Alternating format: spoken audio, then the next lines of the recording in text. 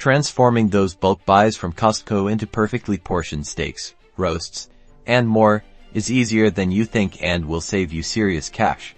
Today, we're tackling this monstrous tri-tip from Costco and breaking it down to maximize flavor, minimize waste, and get you prepped for incredible meals. First, gather your tools. You'll need a sharp boning knife, a larger chef's knife for bigger cuts, and a reliable cutting board. Don't underestimate the power of a really sharp knife. It makes all the difference. Locate the silver skin, that thin, iridescent membrane on top, and carefully slide your boning knife underneath it. Angle the blade slightly and draw the knife along the surface, peeling away the silver skin. This tough membrane won't render well and can be chewy, so removing it is key.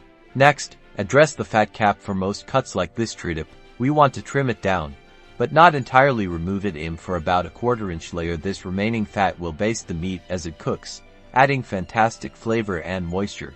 See how much cleaner and more manageable that is. Now we have a beautiful piece of meat ready for portioning.